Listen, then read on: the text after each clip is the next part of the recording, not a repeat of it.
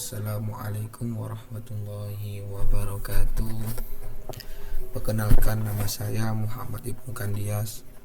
Saya dari Prodi Teknik Informatika kelas TII angkatan 2023 dengan NIM 23051204293. Di video kali ini saya akan menjelaskan tentang algoritma ARN untuk memenuhi mata kuliah sistem operasi.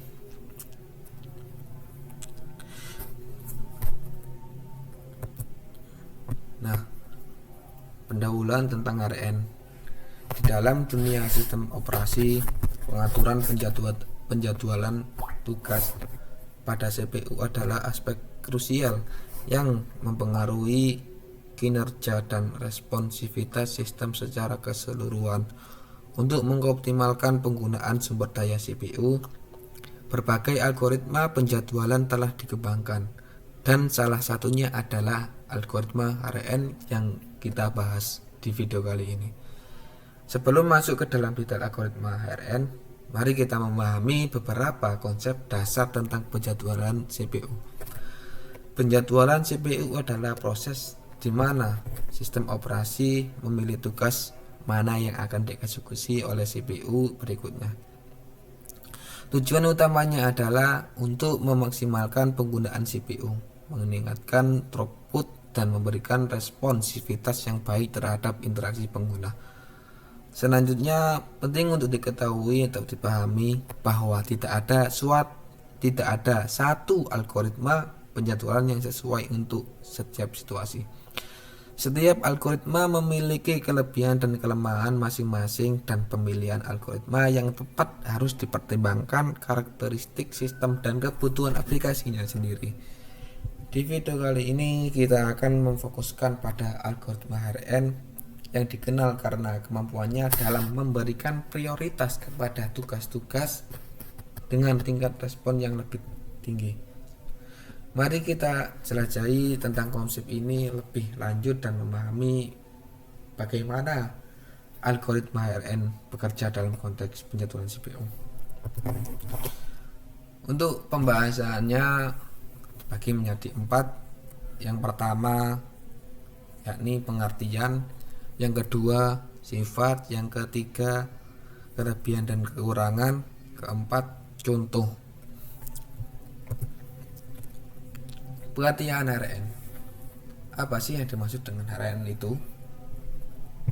ARN adalah strategi penjadwalan dengan prioritas proses, tidak hanya merupakan fungsi waktu layanan tetapi juga jumlah waktu tunggu proses. Begitu proses mendapatkan jatah pemrosesan, proses berjalan sampai selesai. Algoritma ARN ini adalah pengembangan dari algoritma AJF non preemptive.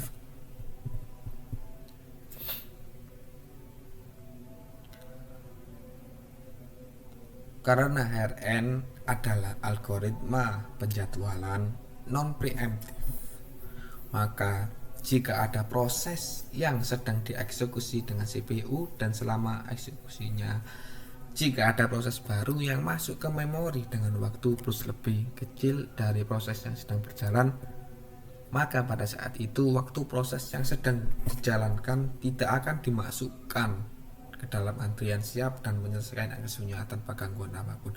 Berarti lebih ke intinya algoritma ARN yakni dimana prioritasnya lebih tinggi,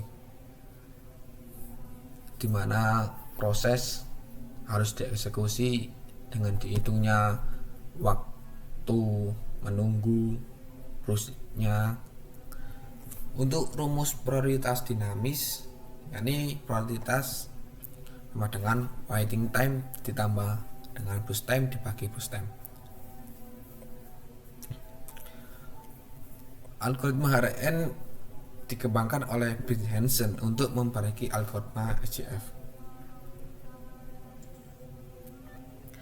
HRN pada dasarnya merupakan modifikasi dari Shortest Job Next SJM untuk mengurangi masalah kelaparan. Dalam algoritma penjadwalan HRN, CPU ditugaskan ke proses berikutnya yang memiliki rasio respon tertinggi dan bukan ke proses yang memiliki waktu bus lebih sedikit. Sifat HRN memiliki dua, yakni non-preemptif dan proses dinamis. Untuk yang non-preemptif sendiri, jika ada proses CPU telah dialokasikan untuk sebuah proses, maka tidak dapat diberhentikan sampai tersebut selesai. Berarti misal ada contoh satu CPU yang sudah dialokasikan, maka akan diselesaikan terlebih dahulu. Untuk yang lainnya maka akan dimasukkan ke dalam antrian dan tunggu sampai proses CPU yang pertama sudah selesai. Untuk yang kedua, sifat prioritas dinamis merupakan mekanisme menanggapi perubahan lingkungan sistem beroperasi. Prioritas awal yang diberikan ke proses mungkin hanya berumus pendek disesuai ke nilai yang lebih tepat sesuai dengan lingkungan. Kelebihan dan kekurangan algoritma HRN, yakni satu, untuk kelebihan sendiri, respon time lebih cepat. Dua, tidak terjadi starvation karena proses yang memiliki prioritas dinamis. Tiga, setiap proses akan mendapatkan layanan yang seimbang.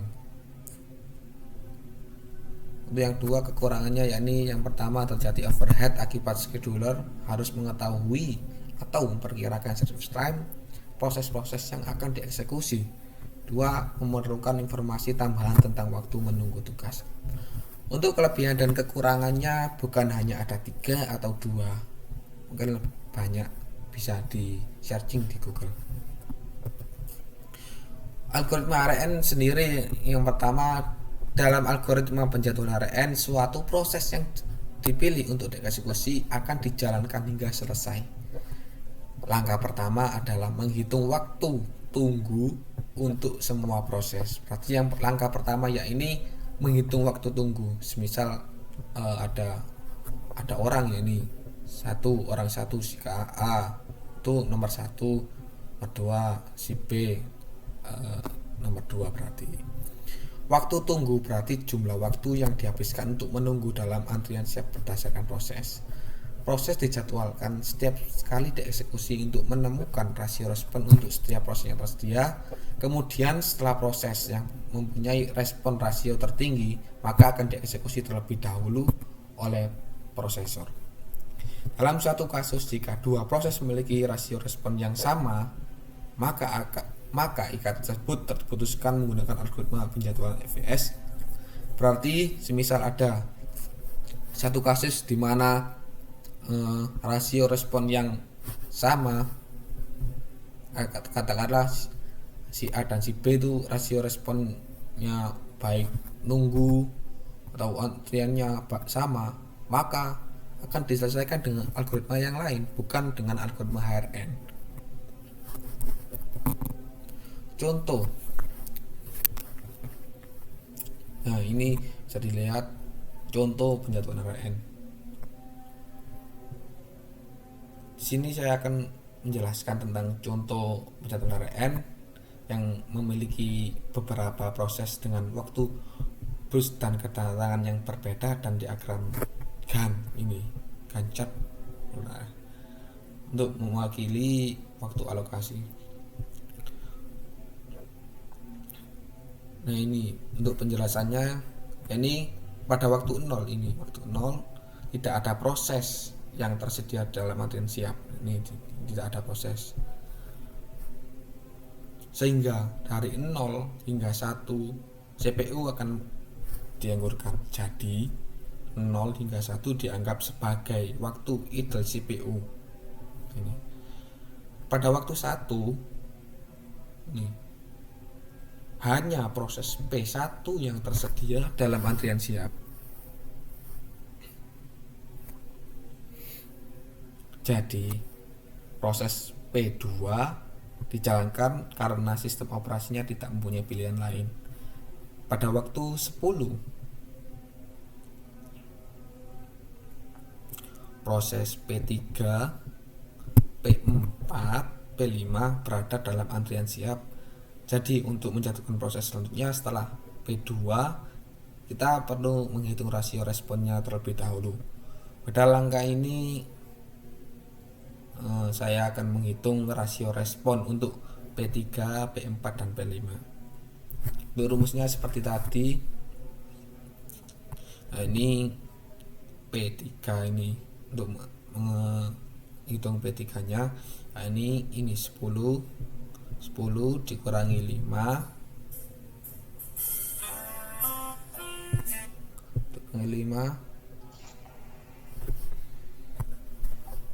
P5 ini sama ditambah 8 dibagi 8 ketemunya 1,625. Untuk yang P4 ini angka 10 dikurangi 7 ditambah 4 dibagi 4 ketemunya 1,75.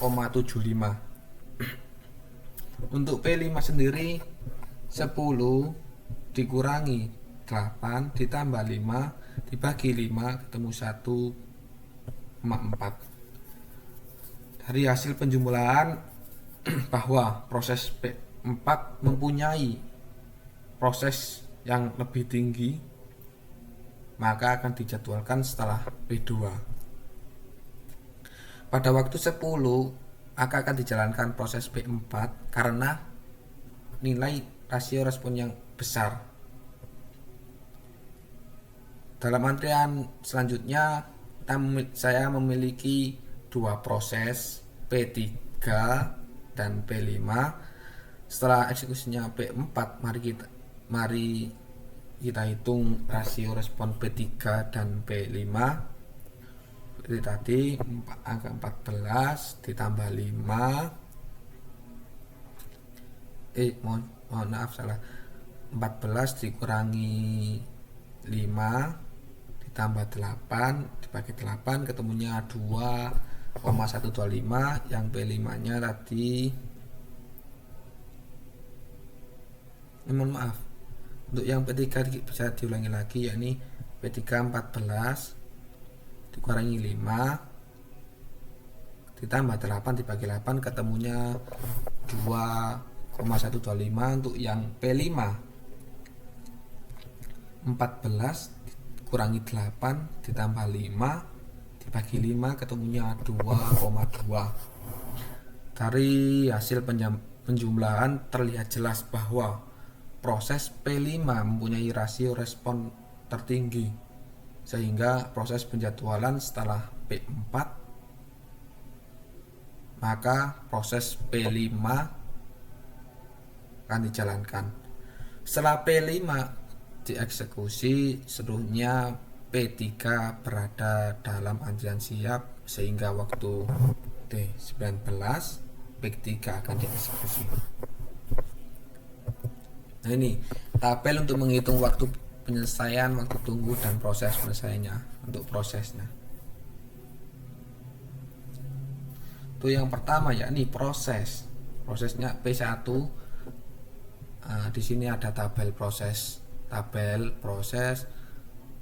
time plus time, completion time, turn on around time, completion time kurangi arrival time, waiting time sama dengan turn around time kurangi plus time. Untuk yang pertama, ini contoh P1 dengan arrival time 1 plus time 3, completion time 4. Untuk menghitung turn around-nya, rumusnya dengan completion time dikurangi dengan arrival time.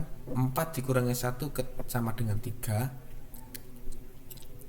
Untuk menghitung waiting time, turn around ini, tadi hasil ini dikurangi dengan boost time.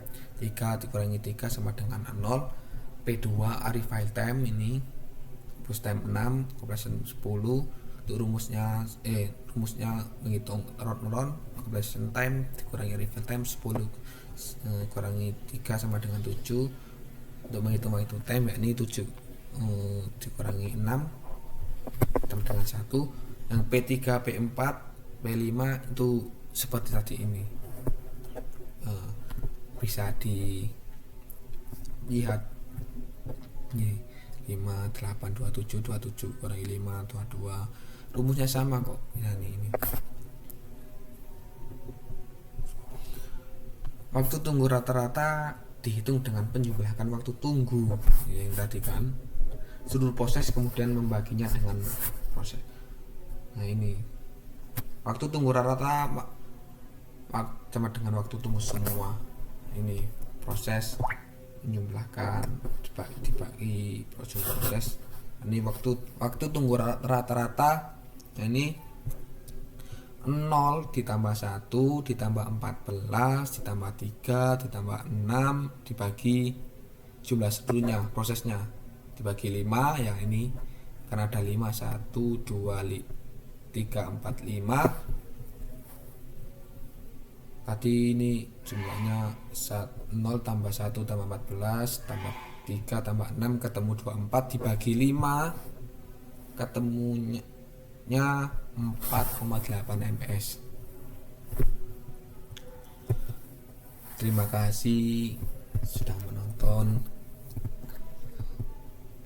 Mohon maaf bila ada tutur kata yang tidak berkenan.